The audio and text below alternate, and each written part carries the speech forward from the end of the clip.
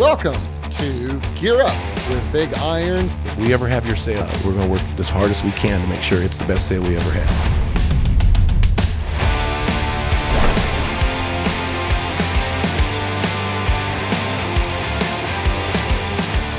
Well, hello, everybody. Gear Up with Big Iron. My name is Mark Stock. I'm here with Ron Stock, and we've got our special guest, John Stock, here with us today. We're going to talk about some real estate stuff. So for anybody that's ever thought about investing, buying, or selling real estate, I'm sure John is going to fill us with all kinds of exciting ideas about what's going on in the real estate market, not only today, but what's been going on the last 6 months or so. So without that, John, why don't you introduce yourself to the crowd? I know you've been a farm kid all your life, and You're no longer a kid, though. No. I remember John when he was just a little bitty kid. Actually, I remember you being a baby, your dad holding you. And I remember you attending our wedding and you hanging out with the wedding party when Kristen and they went on in a vehicle. You were too small to be going with that group of men and women, but you still went anyway. Had a good time. But I remember John ever since he was a baby. So it's just awesome that we can work with our family. Yep, absolutely. John Stock here, born and raised, Humphrey, Nebraska, USA. On the farm, we still have the family farm. Still, my brother and I still do some hobby farming as well. That's us. I think that's what's very interesting and unique about what makes you a very good real estate salesperson is because you're still out there actively involved with production agriculture. Absolutely. I mean, you're running through the field with a planter and a sprayer and a combine. And I think it's extremely important being in this business, to have hands-on experience in all those facets. I mean, like you said, as we go out there, we're managing farms, we're selling farms, we can see, we can talk to these buyers, we can talk to these tenants, we know what cost of production is, what seed costs, what chemical costs, rent costs.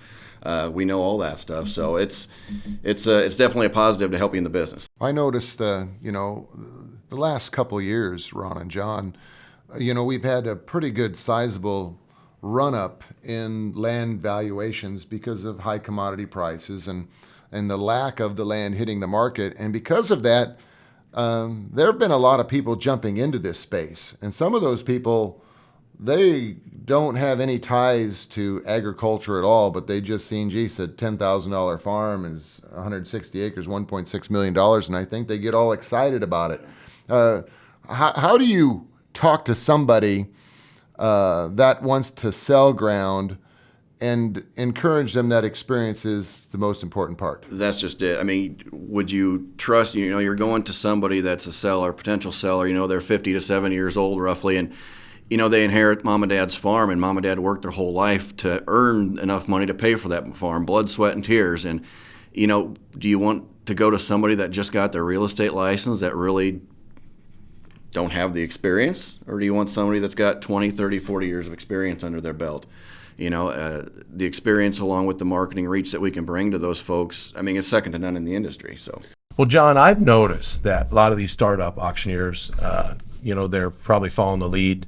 They see you and Jim being super successful at selling farms, but I don't know of anybody that works harder than you two guys do. I mean, I'll pop in here once in a while on a Saturday, Sunday. I always find one of you guys here on a Saturday and a Sunday when I stop by to pick something up or stop in. So it's amazing the hours you guys put in, and it shows. But when there's a new startup, what I've noticed is that young man or young lady who hangs their shingle out, I'm going to be a real estate salesperson.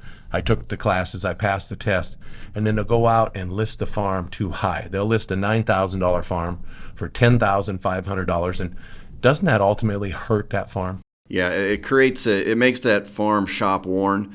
When you overprice that property, it just takes you out of the market. Part of having the experience on the farming side, having the experience on the sales side, my first 2 years was in appraising.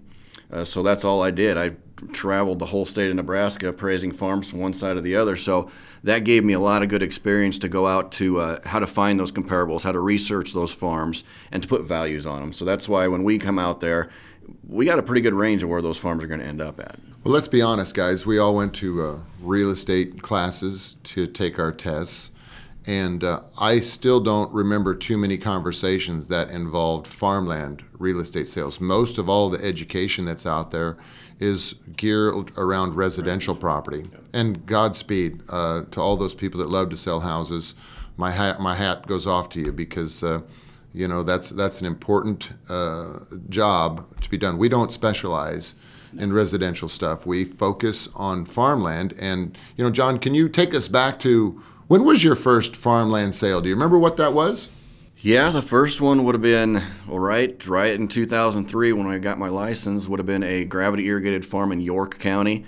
Nice little old lady owned that. We sold that farm. That was the first private treaty land sale I had, and the first actual land auction we had was 80 acres of dry land crop ground in Polk County, Nebraska. The young lady inherited it from her grandmother, fell on hard times, and she needed to get it moved and get it sold, and we worked with her, and it was one of those feel-good stories. At the end of the day, her and her mom was sitting in the front row of the auction just crying because she couldn't believe what that farm brought that day. So that was my first land auction experience, and from then on, it was go, go, go. Since then, you guys have put together so many successful sales. I noticed one thing I've learned from you guys, sitting in with some listing meetings with you, but you've got a very nice testimonial book. If anybody wants some testimonials, you think about selling your farm, call Jim or John. They'll send you a whole list of satisfied customers. But I've watched where all you bring into that listing meeting, you don't pressure people. You just sit down there. It's a conversation. People are scared when they're thinking about selling their farm because it's a scary deal. It's millions of dollars. And I appreciate the way you treat them with kids' gloves. You walk in there with a trifold brochure that has nothing but testimonials, no pressure. And I've noticed after they read 3 or 4 people what they say about you and how you cared for them, that the next word out of their mouth are, when can you help me? Yeah, the testimonials were huge for us. I mean, we learned that way early on. When we started getting all these sales and there were success after success, we figured we might as well, expand on that and, get it put to paper. So at first it got started with, we always sent out surveys to the buyer and the seller after that sale was done. And then we started getting these nice comments and they turned into testimonials. We morphed into getting video testimonials the last few years. Whether it be right after the auction is over with, if the family's there, a lot of them come out from outside the area. So yeah, we got stacks and stacks and stacks. I mean, if you're ever having a bad day, just whip out the file of testimonials, and it'll pump you back up for the next day. Nice. So you've been in business for a long time, and you said your first sale was in 2003. Yep. And now we're 21 years later. What have you noticed has evolved in your 10-year selling farmland and ranch land properties? A lot of it started, most sales back then were private treaty sales. There weren't a lot of auctions back then. Now, obviously, 90% of them are auctions now, so that's one thing. When the auction started, they weren't online. Now we're online. The amount of information out there, a lot of sellers do a lot more research ahead of time. So I would say that would be a big thing. There's a lot more knowledge of the market. So to navigate through that and get them on the right path, because some people do their research and GoogleDocs.com and everybody is their own expert, and sometimes they're not. So we got to get them back to the middle of the road and get them on the right track. The thing that I noticed about sellers who do a lot of research, their number one focus is commission rate. And we're not the highest commission rate out there. We're not the lowest commission rate out there. But I remember the time when you guys sold some ground in the Lee area for a family. Yeah. One brother sold. Tell us about some of those examples where somebody used you and somebody didn't use you, and how they left money on the table. Yeah, that was, one of many examples. So that one there, the gentleman, he hired, like you said, it was two neighbors. One of them hired us to sell the farm. One of them did it on their own. And at the time, I believe it was about $240,000 difference they left on the table. And back in, I think that would have been, mid 2000s, probably just the first example. Back then, $240,000 was a big deal. It's a big deal now, but back then it was quite a bit. I remember us figuring the commission on that deal, and that first guy that sold the farm himself cost himself 20% commission. Yeah, it was crazy. And he didn't pay any commission. So, folks, if you're selling a farm, please don't make the focus about commission. It's about the bottom line. What we can get you exposing that farm to the Big Iron audience. Well, I always say it's not worth the risk. It's not worth the risk not using somebody that doesn't have experience. It's not worth the risk when you use somebody that doesn't have the over 700,000 registered bidders that we have on the Big Iron side, it's not worth the risk when you have the eyes on a monthly basis on our website, over 1.5 million different eyes. These are not the same eye looking over and over again. These are different eyes every month. So it's not worth the risk. And your point is, Ron Stock, that when they sold to one farm and they paid us a fee, or Jim and John a fee to sell it, and the guy that sold it himself sold it for considerably less. Way less. So we're taking the less amount and dividing about the amount that it actually sold for, and that's how we calculate 20%. Yeah. Yeah, I mean, why wouldn't you expose it to the market? You know, the way our marketing experts in our company work, we're basically hitting it out there. The goal is to hit every demographic at least 3 times during that marketing process. Mm-hmm. You know, the younger generation, obviously social media. The middle generation, you got the internet. The older generation, we got the newspapers and the print media. So if we can hit, you know, that buyer pool and seller pool, everything, a minimum of 3 times through that process, that's the key to the success. A lot of times the sellers too, I've noticed, John, they always think the seller that educates himself, which gosh, we appreciate people being educated about selling their farm, but I'm on a tangent here. It's almost like doing your own surgery. Just because you read a book about doing an appendicitis surgery don't mean you can do your own Selling surgery. your farm for dummies. Just because you think you can sell your own farm because you've done some research. I'm telling you, folks, there is a difference. And I've seen these guys do it again and again and again. Is there a good time now to sell a farm? I mean, that's always got to be of concern. Do you see a difference in if a farm is sold in the spring or in the summer or in the fall or in the middle of winter? Have you noticed any trends? You know, traditionally, you know, back in the good old days, a lot of people waited till that November, December time frame. That was just when harvest was done. That's when you sold it. Now, to be honest with you, the way the marketing is set up, the way we do everything we do, there really isn't a bad time to sell a farm.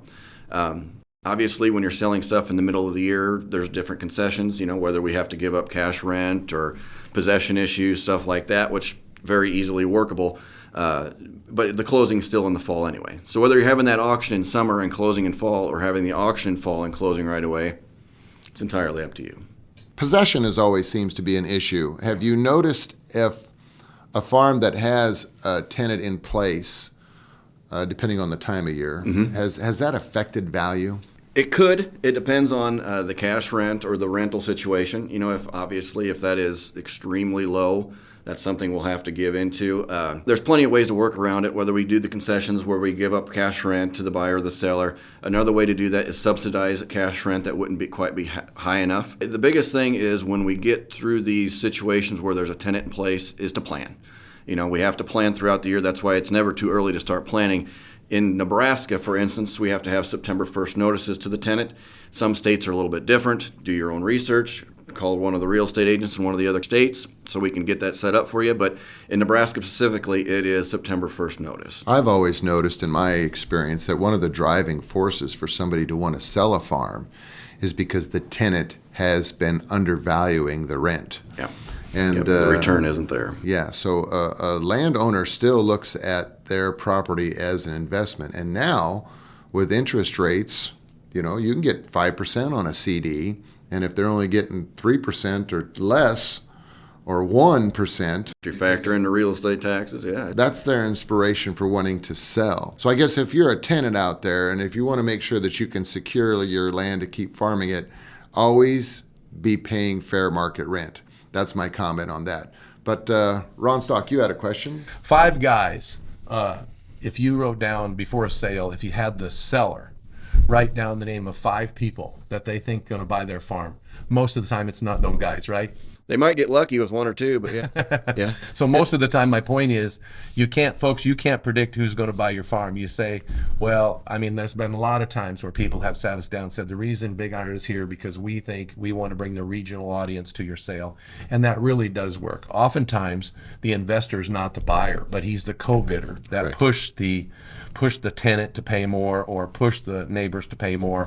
So it's hard to predict what the sale price is going to be. Nobody can do it except for the market. So you're leading, that's a great segue, since I'm going to ask both of you guys, been doing this for a long time. We have seen commodity prices dip. We have seen interest rates rise. But we still haven't seen, from my perspective, land hasn't fallen out of bed yet. Will it? Well, John and I were talking this morning, and he's got examples of it going down, especially as you go out farther east in eastern cities. Go ahead, comment on that. Yeah, we're starting to see a couple spots that are getting a little softer. But it's gonna. I mean, commodity prices backed up quite a bit from a year ago. Interest rates are still high. You know, they're promising they might drop them a little bit here in the near future, but who knows about that. But yeah, we're starting to see a few spots get a little bit lighter. But there's still the amount of, so far there's not a lot of land on the market. So I think that is what is really propping this up. So the quantity is not there. The flip side of that, if I was to do a little follow-up, is if it has backed off from the peaks and the highs, if you sell it today and it's a little bit less, You're still nowhere near where we were. not even close Three, to where 4 it years was ago. 3 or 4 years still, it's still Yes. a good number. So you had a little bit of a correction. Yep. Plus, you can also take that money and put it into something that might get you a 5% return and recover some of that 5, 6, or 7, or maybe 10% loss. After 1 year, you're back in the saddle again anyway. This is the same downturn. We've all seen the downturn from 13, 14, 15, then it went down. This would be my third downturn because I lived through the early 80s. In the late 80s, I saw that downturn as a young man. But basically, it always happens the same.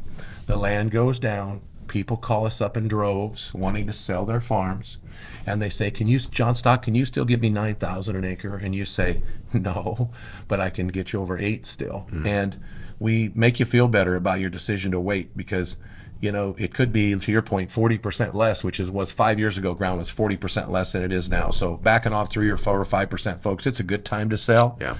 And it's a coming. I mean, Just, the sales just are because we're not at the peak does not mean we're anywhere near low. I mean, we are still at very, very strong values. coming. Is there anything a landowner can do today that will help their farm sell better? You know, like machinery, you can wash it, you can get the oil changed. What can you do to a farm to get it better? When we're coaching people that rent out their farms when they build in those leases, make sure in the lease it's built in there that the tenant cannot remove the stover, the corn stalks, or the bean stubble. That's one thing. But other than that, just making sure the ditches are, make sure it looks good. Make sure the ditches are mowed. There's not big weed patches everywhere. Just little things like that. I could add something to that. I think, too, besides making the farm look good, it's getting it out there for an extra 2 or 3 weeks, even a month longer, rather than sell it real quick. Yeah, longer on the market. Yeah. My advice would be to let your real estate agent know well in advance, because what I've noticed is if you have a video of a crop growing, it looks a lot better when you just have corn stalks out there. So if you start way in advance, they'll drone the farm with corn coming out or beans growing or alfalfa nice and green, and then they'll show it when it's harvesting, and you'll make that little history. So that seems to help. I'm going to jump into the recreational side of real estate. You hear a lot of folks that always say, geez, we got this river frontage, or we got this pasture with a bunch of trees, and there's some big deer out there. What experience have you both had in selling recreational properties? There again, too, it ebbs and flows. The market on recreational property right now is probably on a little bit of a dip as well, just because a lot of those guys that buying that ground are the investors, they are the city folk, they are the people that like to go, the weekend warriors. And I think a lot of those guys are looking at the CD rates, and they don't, how do you weigh that? Do I take the money out of the savings nest, or do I go buy a piece of hunting ground and make the wife not so happy? So you got to kind of weigh those things right now. So that's what we're seeing on the stuff that we have right now on the recreational side. I agree with them 100%. When I used to be more into the managing the agents, they'd come to me and the agents come to me and say, Ron, I just listed some Platte River ground for $6,000 an acre. And I'd say, oh my gosh. I go, well, does it have income producing? Because it's got to have some income producing. If it's Correct. all river with grass and trees around it without a plot of farm ground that can pay the taxes Yep. at least, I mean, that helps immensely. Well, one thing I've noticed is people that, they like to spend their dollars recreating, say if they go to a baseball game or a concert or a football game. Those tickets are expensive. And I've seen some folks, and we have helped many folks, landowners, lease out hunting rights. Because if you're going to go to a professional football game, a Kansas City Chief game, nosebleed tickets are going to cost you north of $200 a ticket. So you had 2 people, that's $400. If you go hunting for a couple days, you know, people have been putting out their $300, $400, $500 a gun every day, and it seems they're getting it. Do you guys get involved with any of that? We do touch on it a little bit in the fall. I know you're more in depth in some of that stuff, Ron, but yeah, we do see a little bit of that. If you want to talk about your experience, It's a balance, you know. The challenge with the whole thing is you have some local hunters, some friends. We all have friends in every county around here. They go. One guy called me after I leased out some hunting rights in Wheeler County. He goes, "Ron, you ruined my free hunting. Now my neighbor wants me to pay him." You know, so it is one of those things. But if you have some land that's got a lot of grass and trees, give us a call. We're willing to help you. It's not going to be our specialty at this time, but you know, it is definitely is some income producing. Or if you're looking for hunting, Or if you're looking for hunting property, what we'd rather do, rather than lease it to you, we'd rather sell it to you. That's what we'd rather do. So, John, before we wrap this up, I would be remiss if I didn't tell you about, ask you about your family, Mindy and your kids. Tell us about your personal life a little bit. yeah, no, everybody's doing good. I think, you know, everybody at my stage of my life, it's going faster than you like it to. Blink of an eye, those kids are growing more and more and more, you know. Mindy and I have been married quite a few years. We got the 3 kids. How many years have you been married? Quick. Oh, 17, I believe this marks. when is your anniversary date? April 15th. Oh, what Tax year? Day, 07. Whoa! So, just yeah. Mindy is so happy right now. Pass the test. So, no, it's busy. You know, the girls are in volleyball. One of them's in softball. Jake's in baseball and football already. It's a fun stage, but it goes blink of an eye. I don't know where the last 10 years went. Yeah. Well, and I bet you still have some open dates if you want to list some more farmland. Absolutely. We're meeting people right now all the time. We have a lot of proposals out there. We're saving dates for folks trying to plan for those late summer, fall auctions, winter auctions. So absolutely, give us a holler. Love to help you out. That's what we love to do, guys. We love to help families put them together. And have you seen a shift to more private treaties over auctions, or is still an auction the best way to go? Still auctions. Auction is still the king when it comes to maximizing the dollars that you want out of that farm. Especially when you expose it to enough people. Absolutely. Correct. Any parting shots, John? Not really. Like I said, it's been fun working for the guys all this time.